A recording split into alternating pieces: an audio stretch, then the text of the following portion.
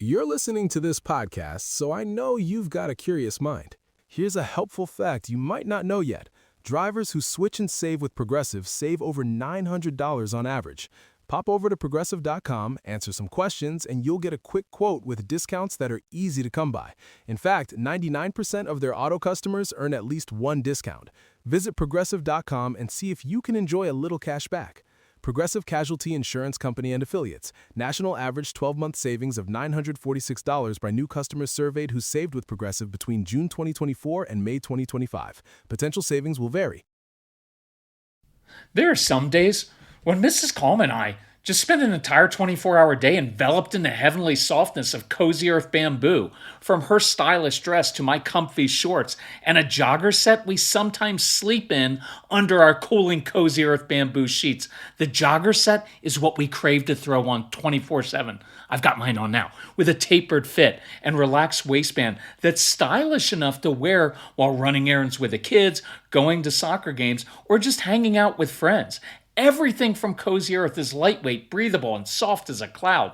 Mrs. Calm says her Cozy Earth clogs make it feel like a comfy bed for her tired feet.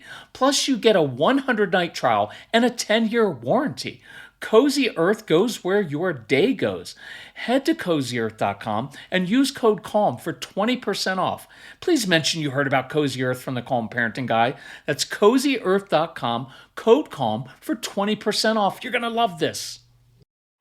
This episode is brought to you by Framer. It's summertime, folks, and it's safe to say that people are going to be using up their vacation days, as they should. But that doesn't mean your business needs to slow down. Framer is here to help get things done, at least when it comes to your website. They make building and updating your site a breeze. So even if your engineers are out catching some waves, your marketing team or you can make the changes you need right away. With Framer's tools, make vacation time for everyone more enjoyable, like plugins that can help connect tools you already use to your site and make your workflow seamless. You can get the work you need done so quickly, you might even consider taking some time off yourself. Build a site the way you want, when you want, with the website builder companies like Miro and Perplexity rely on. Learn how you can get more out of your .com from a Framer specialist, or get started building for free today at framer.com/tcdaily for 30% off our Framer Pro annual plan. That's framer.com/tcdaily for 30% off. framer.com/tcdaily. Rules and restrictions may apply. How do you get your kids to do their chores without having to repeat yourself and remind them 18 times? What do you do when a child flat out defies you and disregards your instructions? What should you do when your child doesn't do their homework or go to their sports practice? Should we force a teenager to go on family vacation? How do we get a child to do uncomfortable things without arguing about it every single day? That is what we're going to talk about on today's episode of the Calm Parenting Podcast. So welcome. This is Kirk Martin, founder of Celebrate Calm, and you can find us at CelebrateCalm.com. And this is the final few days of the extended Mother's Day sale. So I don't like to give the standard answers to questions because they tend not to work with strong-willed kids. The standard answers tend to backfire. How many of you had a more compliant child first and you were like, wow, we are such good parents? And then you had the strong-willed child, you're like, we don't know anything anymore. So I want to share a few odd answers in order to inspire you to think differently, to challenge your assumptions, and experiment doing it in a different way. Now, I'm not saying that these answers are the right ones in every situation.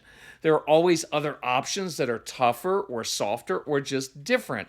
But I thought these might help you see things in a slightly different way. So, 5 questions, 5 answers. Number 1, how do we stop from constantly having to remind our child to do chores and little tasks?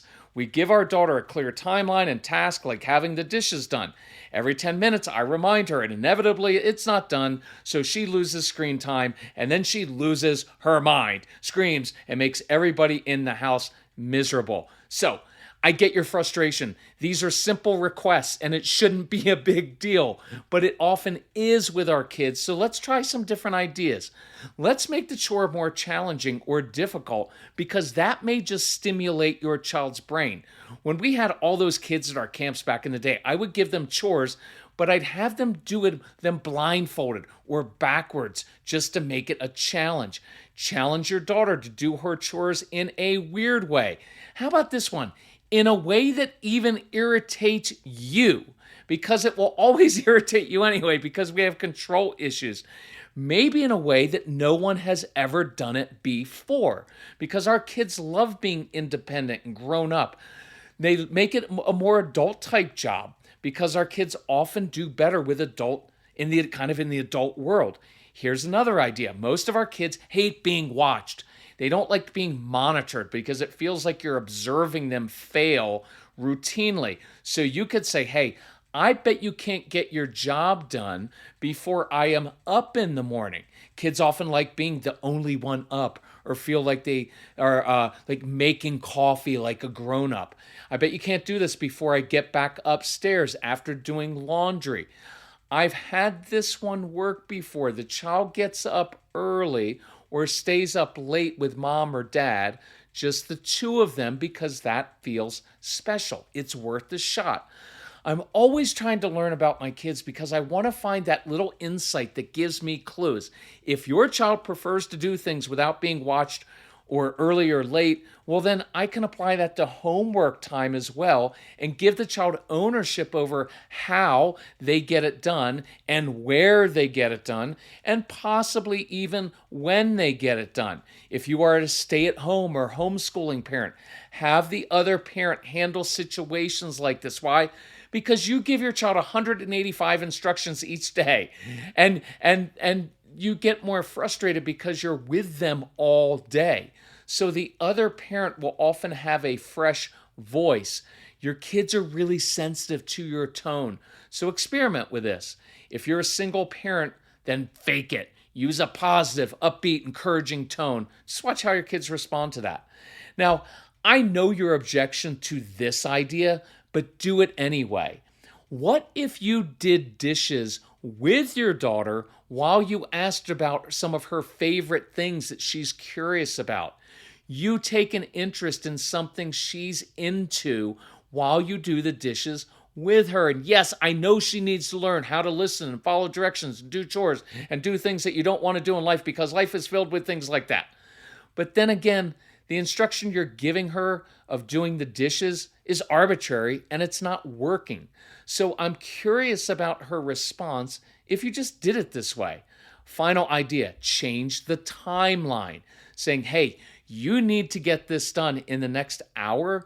Well, the time isn't compressed enough. And a lot of neurotypical people, type A people maybe, or compliant people say, well, I'm just going to go ahead and get my chores done by 3:45 p.m. because then it's done and I can move on. And that's very, very smart. But there are other people like me who think, I've got an hour. That's a long way away. How many other things can I take care of and wait till the last minute? What else can I do in between that time? And then some of us will procrastinate, end up frustrated because you don't get it done. So you could change the timeline to having it be done in the next 7 minutes or 17 minutes. I like odd time limits. Or you could have a new tradition in your home, which is that at 3:47 p.m., because that's very specific and odd, play 3 songs that your kids really like, and everybody does a different chore while those songs are playing. And you're dancing or playing something intense like Metallica. I'm just kidding, probably. But experiment with it. Okay, question number 2. I will tell my son, I need you to play in the living room, but get out of the kitchen and stay out while I make dinner. He then proceeds to come up with every reason in the world why he needs to come into the kitchen, or he'll just continue to cross the boundary of the kitchen. Huge shocker there, Mom. And this reminds me of the kids who, when you say, hey, do not put your feet on the sofa, they will hold their foot or their heel or toe 1/100 of a centimeter off the sofa and then tap it with their heel or toe and then argue with you that you said foot, but you didn't specifically say heel or toe. I want you to try something different.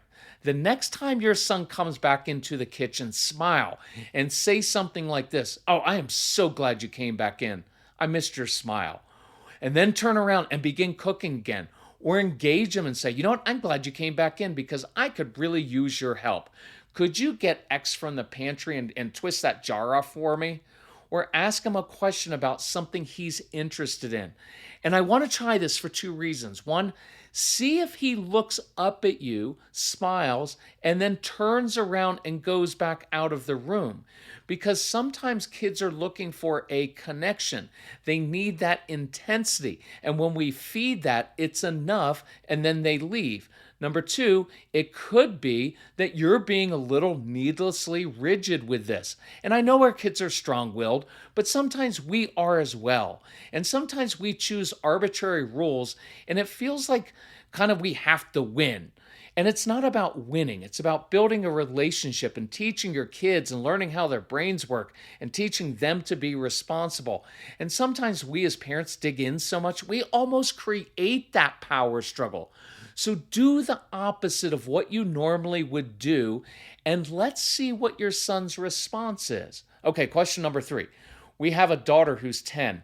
She's got scoliosis and will have to wear a brace 21 hours a day for the next several years. She's a really active kid, but she ends up playing the blame game. You're so mean. You're ruining my life. Everything sucks because I have to wear this brace. And we just go in circles. So my encouragement to you is stop trying to convince her that it's not a big deal or that it's important for her health. Kids are not thinking 3 or 5 or 30 years in the future. They're only thinking, no, I'm not going to get used to it. It makes my clothes stick out and look funny, and the other kids will make fun of me. Instead, agree with her, because the truth is, it is unfair. It does suck. You don't have to use that word, but you could. And it's really uncomfortable, and it looks stupid, and it's ruining her day. Validate all those things without hesitation because they're all true. That doesn't mean she doesn't have to wear the brace, just that doing so is a huge pain. I wouldn't want to wear a brace for an hour a day. So you could say that. You could say, look, if I were you, I'd hate wearing that. You could say, I'd hate wearing that stupid thing all the time. In fact, I admire you when you do wear it. It's one of my favorite qualities about you, honey. You can push through when things are really hard, and not many people can. Other people give up, but you're a fighter. See, that's a very affirming thing to say. I'd also do this. Because she has to wear something very uncomfortable for her health, you and your spouse could agree to do something that's uncomfortable for you every day that's also good for your health, like a certain number of push-ups or sit-ups, or changing your diet, eating or drinking something you don't necessarily want to, because that way she's not alone in this. And you're modeling, yeah, we sacrifice in the short term for health and gains in the long term. See, she'll see you doing something you don't like that ultimately helps you become more healthy. Maybe you allow her, I really like this one, you allow your daughter to design a workout routine for you that makes you uncomfortable. And then you can say with a grimace, you're mean, you're ruining my life, this exercise is so hard. And you kind of bond over it. Now your daughter isn't alone, and you're bonding, and everybody in the family is doing something uncomfortable together. So how many of you are like us, and you end up not using your outdoor space because the patio or porch is an eyesore, that old grill doesn't work? We have long winters here, so we have to maximize our outdoor time in the spring and summer. So here's what we did. We went to wayfair.com. First, we got party lights to string outside. Why? Because it makes the space festive. It invites us outdoors more. And then we found this comfy bench with storage underneath. It's kind of the perfect mix of comfort and convenience. It's one reason we love Wayfair. We can find everything for outdoors and indoors in one place. Plus, we always get fast, free, reliable shipping with Wayfair. So, how can you transform your outdoor space within your budget? Get prepared for patio season for way less. Head to wayfair.com right now to shop all things home. That's WAYFAIR.com. Wayfair, every style, every home. We know homework time can be incredibly stressful with our kids, so consider getting a tutor, an outside voice your kids will listen to with WYZANT. WYZANT is the nation's largest network of tutors, with more than 65,000 expert tutors across 350 subjects. WYZANT makes it easy to get personalized, one-on-one online support for your child that fits your busy schedule and budget. WYZANT makes it easy to find the right tutor. You can browse profiles and read reviews. And your first hour is protected by WYZANT's Good Fit Guarantee. No subscriptions, no costly packages, just the help you need when you need it. Help your child succeed in school and boost their confidence with WYZANT. Go to wyzant.com, that's WYZANT.com, and book your first lesson today. And just for Calm Parenting Podcast listeners, use code PODCAST15 to enjoy $15 off your first lesson. Visit wyzant.com and give your child the tools they need to thrive. Okay, here's an easy, healthy habit that will make you and your entire family feel better. I like easy stuff. For the next couple weeks, mix Cure Hydrating Electrolyte Powder to your water to start the day, and then see how you and your kids feel. I am the Cure barista in our home. Mrs. Calm loves the peach mango, but my berry pomegranate, it feels like an explosion of flavor and energy without the crash. We love Cure because it's clean, natural hydration. No artificial ingredients, no added sugars, and it's built on the same formula used in IV hydration therapy. Cure makes water actually work. If you forget to hydrate, or if you want your kids drinking something that's good for them and tastes great, then make Cure part of your mornings and afternoons like we do. Go to curehydration.com and use promo code CALM for 20% off your first order. That's curehydration.com, code CALM for 20% off your first order. Okay, question number 4. So this mom has a strong-willed teenager and they've struggled to motivate the child for years. It's one thing after another with poor grades, missing assignments, not going to sports practice, and that leads to losing screens. So one day the mom left a note on the front door and said, hey, you can't do anything with your phone, with TV, any screens. You can go outside to do a workout and go to your practice. But the mom then got a text from this child's sibling saying, hey, he didn't go to practice and he's really angry. So this mom asked me what I should do when I get home. And I gave an answer that I rarely give. And I said, Mom, proceed with your evening and try to enjoy it without trying to fix this situation, without trying to improve it, without addressing it. Because you've addressed some of these things literally hundreds of times. And the truth is, your child has choices to make, and they have to live with the consequences. And it's not up to you to explain over and over and over again and make your child do things. So this night, just roll with this. Mom, what do you want to do tonight?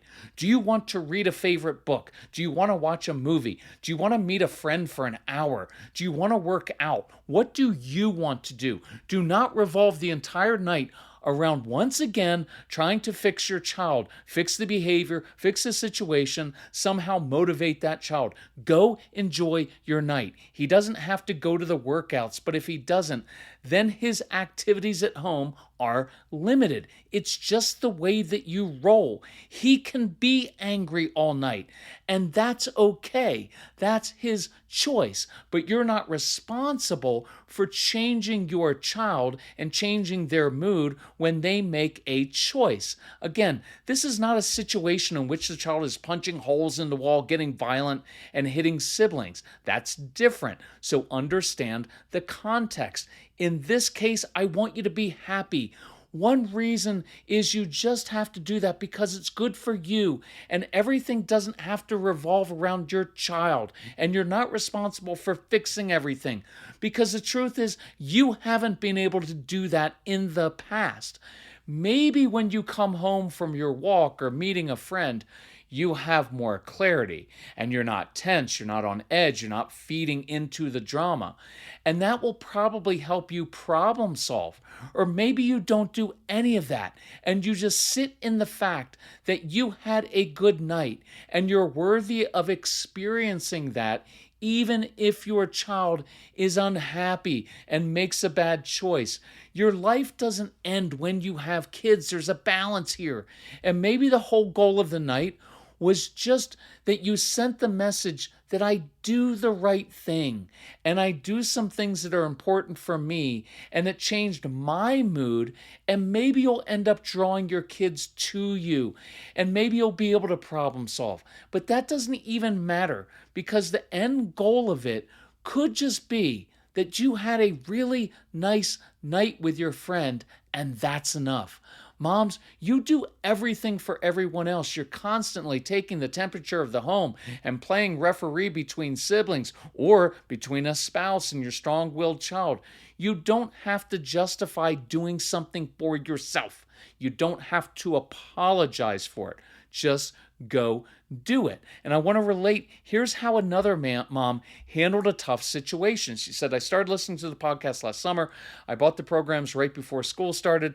Programs have helped my husband and me immensely. This morning, my 11-year-old daughter, who was completely out of sorts due to a school project that had been put off until the last minute.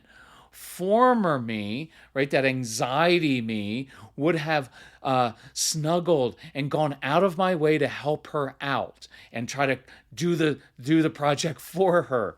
But the current me, the reformed me, this mom said, let her go cry in the bathroom without interruption. And when she came out with her puffy eyes, I didn't jump in and fix it. And side note, moms and dads, I know this sounds cold, and it wasn't cold. This is a really loving mom whose habit in the past has been, oh, honey, let me hold you. Let me fix this for you. I'm so sorry. Let me jump in and do it. Or her habit in the past would have been to lecture of like, you know what, you wouldn't be going through this if you wouldn't have waited until the last minute. And I told you I would have helped you before. She didn't do any of that. She didn't jump in. And the mom goes on and says, my daughter rallied. She got her project completed, and she got to work on the leftover math homework.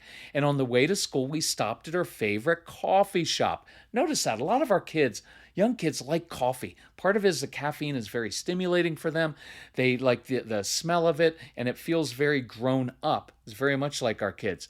And so we stopped at our favorite coffee shop, and as I parked in the line, I looked at her and I said, I'm proud of you for rallying and pulling yourself together to finish all of this.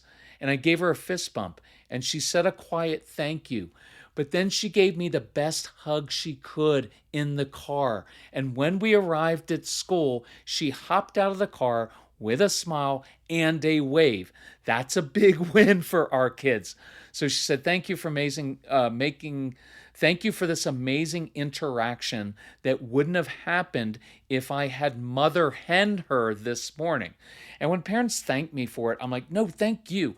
I'm just giving you information. You have the hard work. You have to do this in the moment. You've got to fight and wrestle with those thoughts inside of like, I want to lecture her. I want to fix it so it's not so uncomfortable. And yet you step back and you allowed your daughter to step up. Well done, Mom.